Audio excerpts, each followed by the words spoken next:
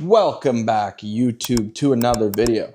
So, I was thinking about this topic for a while, and I came up with a solution that is not your traditional approach to eliminating this issue.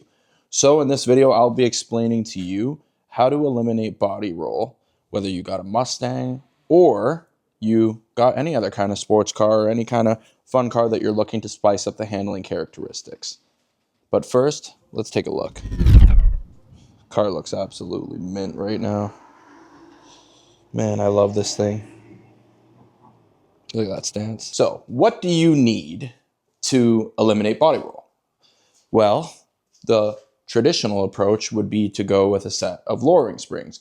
Lowering springs typically provide a lower center of gravity and increase the handling characteristics of the car. But personally, on my S550, I did lowering springs, and it made it an absolute nightmare. If you had ever did some kind of city driving here in Canada, we don't got the best roads, so you're literally hitting everything underneath, and it's not a good sound. Nothing makes me more mad than bottoming out on a road, I tell you. So, and honestly, if you want that perfect dialed-in fitment, I think it honestly comes down to wheels and tires. If you go with a taller tire or something to that effect, you can definitely have less wheel gap in between the arches, and that can give you the look you're going for. So what is the part I would recommend for eliminating body roll? That would absolutely be, without a doubt, adjustable sway bars. Now, if your car comes with sway bars, chances are you can find a aftermarket part that is going to perform better. What does that mean? It'll be a lot stiffer, and you can really feel this. I would argue you could feel it more than just doing typical lowering springs, which cause the ride to be a bit more punishing and just for some aesthetics and some slight handling characteristics. With sway bars, though, the car is not lower, and you really do feel it, especially on turn-in, whether you're going left or you're going right. It dramatically changes how you feel connected with the vehicle. For myself, on my Mustang, I have a performance package, and I went with white line adjustable sway bars and end links. Now, the end links, I don't recommend those. They cause a lot of creaking. You got to lubricate them. They're just a bit of a headache for the gain that you get. But the sway bar portion of it is an absolute must-have, in my opinion. When you're taking this car in on a corner, you can really dial it in, have the front a bit more stiffer than the rear, hence the term adjustable sway bars. And you want to do that so that you can still allow and promote weight transfer and have good traction when you're doing a dig or a launch. But I am telling you, when you do the adjustable sway bars, it changes how the car handles, even on a day-to-day basis. When you make a lane change, you notice that the car is stiffer. The rear end is a lot more predictable, especially when it comes to oversteer, and it's easy to tame it back in a way that stock definitely did not provide. Now, that being said, I do have other suspension mods on the car that I would highly recommend that you would do, such as the BMR Cradle Lockout Kit. You can go with the Stop the Hop. That is a fantastic kit, and I'll probably be adding some pieces from that kit to complement the Cradle Lockout.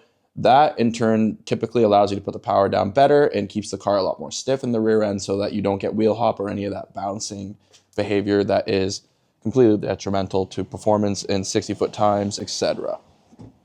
But I would highly recommend the adjustable sway bars because it does increase the performance and the handling characteristics without having to sacrifice livability and going with lowering springs. So there's my advice on how to eliminate body roll, no matter really what car you have, Mustang or any kind of sports car. Now, let's take a look at the Mustang, and let me tell you some things that we'll be doing. Guys, here she is. Just got back from the gym. It's a beautiful day here. Honestly, I love this car. It is just glorious. But the car will be going to the shop soon. We are getting Stainless Works high flow catted headers. They're already at the shop. It's just a matter of booking it. I believe the car is going in on April 27th, and we will be putting those headers in, which is obviously going to make it way louder, but I'm hoping it's not going to be absolutely insane because I did go with high flow cats, and I do have the stock H-pipe resonator in case it does get a little overboard. And we also have, for this piece right here, a lot of people go with the Dark Horse style wing, which is a super sick wing. Don't get me wrong. I might go down that route in the future, but honestly, I really like the look of those wicker bills, especially when you get the rivets. So I went to Liquid Vinyl Aero. I think they have the best one for these stock performance pack Mustangs. And it's really cool because the reason I went with it is all the customization you got. I'm not sponsored, by the way. I just like the product. If you guys want to sponsor me, I would love to work with you. Please slide in my DMs. But we went with the wicker bill, I believe a clear piece or smoke piece, I can't remember, but it has blue hardware to match the blue wheels, which I think will really look cool. Then on the inside of the car, I won't spoil it too much, but let's just say I'm kind of pointing at it right here. I got something really sick to replace that, which is really going to help the car dial in. Still on the fence in regards to splitter choices. I do think that this car does need a splitter, so I'm probably going to hit up Liquid Vinyl.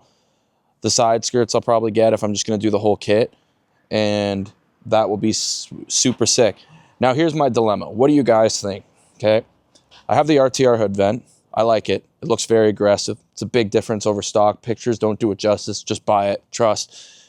It online, it looks very similar to the stock one, but it is absolutely night and day. Let me see if I can get a bit more footage of that vent to show you in comparison to the stock one.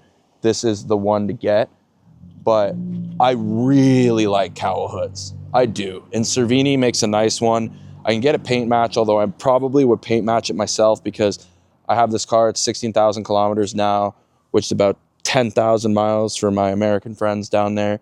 And I just want to make sure it's an exact match because the last thing I want is to spend the $600 to get it painted the yellow splash metallic and it's clearly off, which is not the move.